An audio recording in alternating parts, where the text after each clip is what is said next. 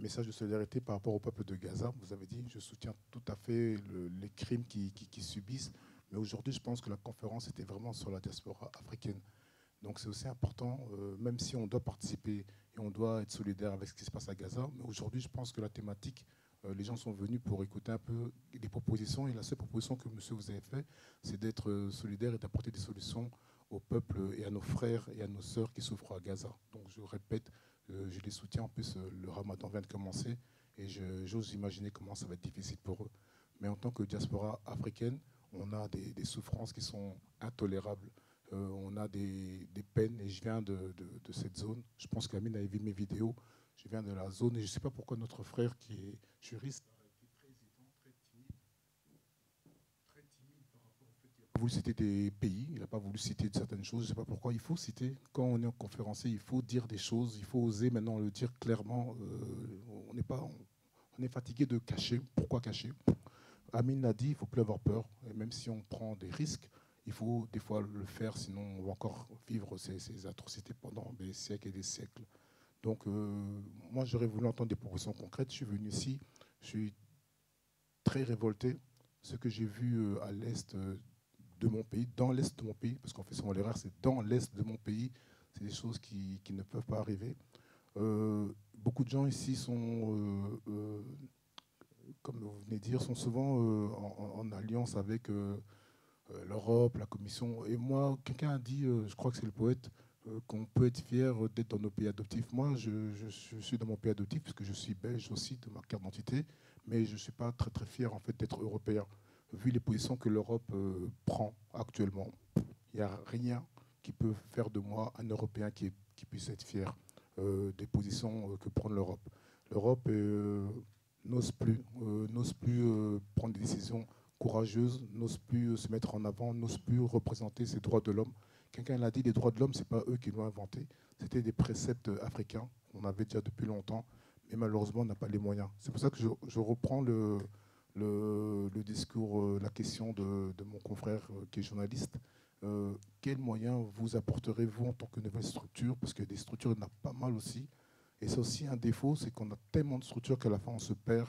Euh, Qu'est-ce que vous pouvez apporter de nouveau? Et aujourd'hui, c'est bien parce c'est la diversité, mais en fait, on est tellement diversifié qu'en fait, j'ai pas très très bien compris. On a parlé de tellement de choses différentes.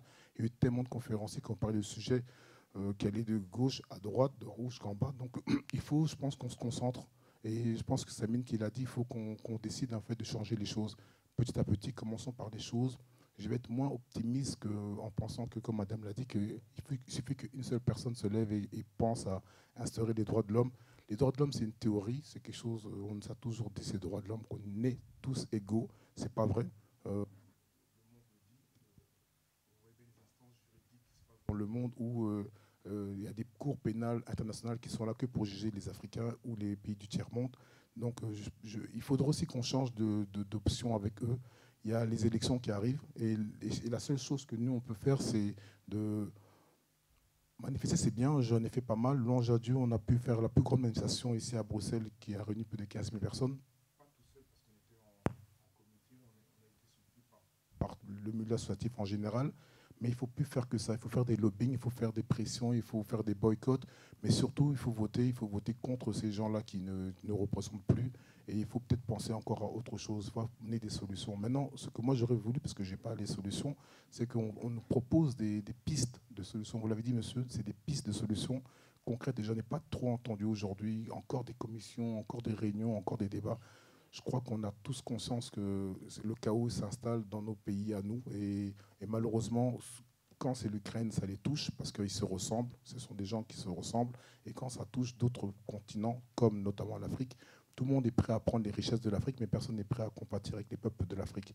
Et malheureusement, même les Africains sont des fois complices parce que pour faire ce qu'ils font, il faut des complicités de certains Africains. Et on parle souvent de l'Afrique comme si c'était un seul pays ou une seule vision, et c'est pas vrai. On est tellement complexe et c'est peut-être aussi quelque chose qui ne facilite pas les choses. On n'a pas la même religion, on n'a pas la même idéologie, on n'a pas les mêmes pensées, on n'a pas la même philosophie. Et ça ne nous aide pas forcément à avoir une seule idéologie. C'est très difficile. Mais ce qui est sûr, c'est qu'on est des humains et ça, je suis content. Et par rapport aux droits humains, on doit tous travailler ensemble et apporter des solutions. Moi, j'aurais voulu entendre des solutions concrètes. Voilà. Là, je suis un tout petit peu déçu. Je suis content d'avoir vu et entendu des espérances. C'est très, très, très bien. Mais là, on est arrivé au temps où il faut des solutions parce que là, sinon, nos enfants, dans 20 ans, feront aussi des débats et des conférences et des discussions.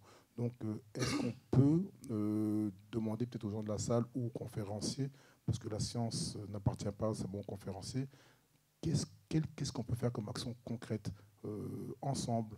Est-ce que c'est possible de travailler ensemble et de prioriser des actions même si tout le monde souffre, j'entends ce qui se passe au Tchad, au Soudan, au Cameroun, au Congo. C'est très triste, mais comment faire pour régler tous ces injustices en même temps? Et c'est ça la grande difficulté. Merci. Voilà, vous allez intervenir dans le même sens? Non, je voudrais apporter des éléments de réponse. Okay. Voilà. C'est très, très important. Je ne vais pas tourner autour du pot, je vais essayer d'aller en style télégraphique pour que vous compreniez rapidement. Je pense que dans la conclusion de Khalid tout à l'heure, il disait donc qu'il souhaite que la conférence d'aujourd'hui soit le point de départ pour d'autres actions, mais des actions coordonnées. C'est très important. Action coordonnée, cela veut dire donc que notre diversité doit être complémentaire, notre richesse, et nous permettre, en nous mettant ensemble, d'être plus forts. Bien sûr, vous vous doutez bien, je m'excuse d'avance auprès de Khalid, on n'invente pas la roue. Les gens qui se battent depuis des années ont depuis longtemps compris que la lutte que nous menons là pour les droits de l'homme, et de façon générale la lutte politique, est tout sauf une lutte solitaire. Concrètement, au moment précis où nous parlons, nous avons la préparation d'une conférence synchronisée, non, d'une manifestation synchronisée entre Rome, Milan, Paris, Genève, Bruxelles et Londres pour dénoncer le génocide au Congo, en soutien au peuple congolais et solidarité au peuple congolais. Pas plus tard qu'hier, j'ai participé donc à une réunion Zoom que j'ai coordonnée en tant que membre de la direction de la dynamique unitaire panafricaine. La dynamique unitaire panafricaine en France regroupe 25 diasporas africaines. Je ne l'ai pas dit au départ parce que ce n'était pas l'objet de la conférence. Mais sachez donc qu'il y a une telle plateforme qui réunit donc les gens. Et c'est dans ce cadre que nous avons été contactés par nos frères de la diaspora italienne qui nous ont dit, mais ce serait bon qu'on organise le même jour, pratiquement à la même heure, des manifestations dans toutes ces capitales-là. Nous sommes aujourd'hui en train de travailler pour cela. Autre chose, et j'allais donc poser la question à Khalid et à Muriel, est-ce qu'il serait possible que l'ADH s'approprie, sous réserve bien sûr des thèmes juridiques, etc., des supports de formation aux droits de l'homme que Muriel nous a présentés dans cet après-midi? C'est des documents très, très importants. Moi, par exemple, je suis militant donc, de droits de l'homme au Bénin. C'est avec plaisir que ce truc-là, je pourrais donc non seulement me l'approprier, mais le faire éditer sur place pour faire le travail donc, sur les droits de l'homme. Donc la conférence d'aujourd'hui nous montre à travers les idées que les uns et les autres peuvent émettre, de les mettre ensemble et de faire de ces idées-là quelque chose qui nous fasse avancer. J'apprends aujourd'hui donc par Muriel un certain nombre de choses que je ne sais pas. Oh, Dieu seul sait que ça fait quand même une quarantaine d'années que je suis dans le monde politique et dans le monde associatif. Je dis bien une quarantaine d'années, je ne dis pas 4 ans. Une quarantaine d'années. J'ai fait la prison, j'ai fait la clandestinité et je suis sur le chemin de l'exil. Aujourd'hui, bien que depuis longtemps je suis devenu citoyen français, je me considère aujourd'hui comme un exilé volontaire par rapport au Bénin. Tellement la dictature, le dictateur que nous avons sur place est terrible que je me dis, il ne sert à rien que je prenne des risques inutiles en allant dire donc, que je vais en vacances. J'ai un neveu qui est expert comptable en France. Plusieurs fois, quand il arrive à l'aéroport international de Cotonou, on le sort personnellement donc des rangs, des files d'attente pour aller l'interroger dans une salle. Est-ce qu'il me connaît? Quels sont les rapports qu'il a avec moi, etc., etc. Bon, bref, de ce point de vue, on a beaucoup donc de choses à faire ensemble. Donc, les supports de Muriel, je pense que ce serait une richesse formidable. Ce serait bon si nous pouvons, nous tous, nous l'approprier pour en faire donc un outil de travail au quotidien pratiquement sur les droits de l'homme. Je vous remercie. On peut intégrer cela dans la résolution, donc de toute façon, ça c'est clair. Donc tout ce qui est formation et pédagogique, donc ça peut se travailler. Puis on peut créer aussi virtuellement des cours de formation même pour le continent, donc pas seulement pour la diaspora. Il faut savoir qu'au niveau donc de la dynamique unitaire panafricaine, nous avons une commission formation qui organise régulièrement des conférences pédagogiques, à la fois pour connaître donc notre histoire, tous les assassinats qui ont eu lieu donc sur le continent, les patriotes donc panafricains. Il faut que nous les connaissions, que nous sachions ce qu'ils ont développé, pourquoi, entre guillemets, ils ont échoué, pourquoi ils se sont laissés assassiner très facilement. Ce sont autant de choses que nous devons connaître. Et n'oublions jamais qu'au moment précis où je vous parle, notre histoire a été écrite par le colonisateur, le vainqueur. Il est temps que nous écrivions notre propre histoire. Ouais. Il y a encore, merci beaucoup. Quelqu'un d'autre va intervenir avant qu'on clôture? Pour revenir, Qui? justement, pour... Tu veux intervenir? Oui, tout à fait. Oui, vas-y. Ah, c'est très bien, c'était très pertinent ce que vous venez de dire tout à l'heure. Et ça nous permet de nous améliorer de toute façon, ça c'est clair. Réagir. Non, voilà, tout à fait. Interactif. En tout cas, merci. On prend note et justement, ce sont pas des solutions qu'on va proposer, mais plutôt voilà, des pistes. On tente justement de chercher des solutions, traiter des problèmes qui datent depuis très longtemps.